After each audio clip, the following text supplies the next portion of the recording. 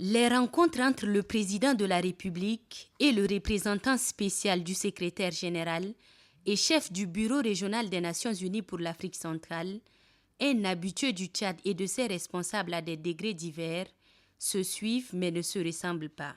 Si à ses débuts, Abdou Abari faisait le déplacement du Tchad pour s'enquérir du processus du retour à la normalité constitutionnelle, cette fois-ci, il vient pour le suivi de la mise en œuvre de la feuille de route de ce processus qui amorce son ultime étape avec le référendum du 17 décembre prochain. Le président de transition, général Mohamed Idriss Déby Itno, a partagé des détails sur les étapes franchies jusqu'à présent dans le processus de transition, marqué à l'heure actuelle par les préparatifs du référendum constitutionnel, mettant en lumière les défis et les progrès réalisés. Un processus salué par le diplomate onusien qui exprime également son appréciation pour la transparence dont fait preuve le Tchad dans cette étape délicate. Une transition n'est jamais facile, surtout lorsqu'elle arrive à son étape ultime. Nous sommes à quelques jours du lancement de la campagne référendaire. Le 17 décembre, le peuple tchadien choisira la constitution qui va consacrer la forme de l'État et les institutions dont il va se doter.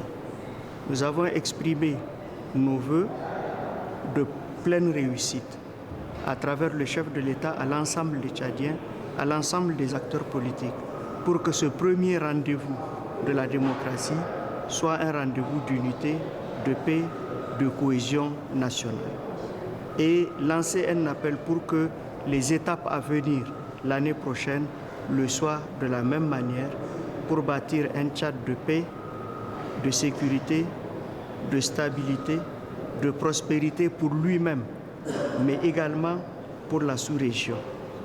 Parce que le Tchad est un verrou de stabilisation en Afrique centrale, dans le Sahel central, loin en Libye et même dans ce qui se passe au Soudan. Un autre point majeur des échanges entre le chef de l'État et son hôte est la crise humanitaire résultant de l'afflux massif des réfugiés soudanais à l'est du pays.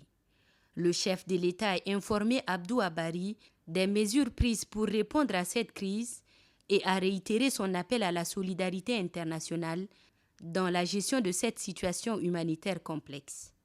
Le diplomate onusien a salué les efforts du Tchad dans ce contexte difficile et a renouvelé la disponibilité des Nations Unies à soutenir les initiatives visant à résoudre la crise humanitaire. Plus d'1 million de réfugiés sont aujourd'hui sur le territoire tchadien.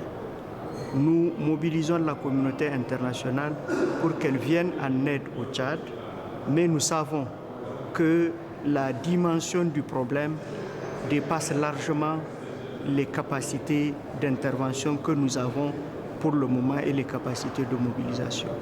Donc nous disons que la meilleure façon d'aider le Tchad à faire face à la situation humanitaire dramatique qui sévit, c'est de tout mettre en œuvre pour arrêter cette guerre insensée qui se déroule au Soudan.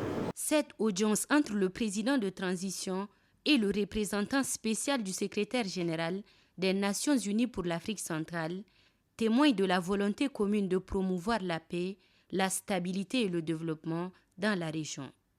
Elle souligne également l'importance de la coopération entre le Tchad et les Nations Unies dans la recherche de solutions aux défis auxquels l'Afrique centrale fait face.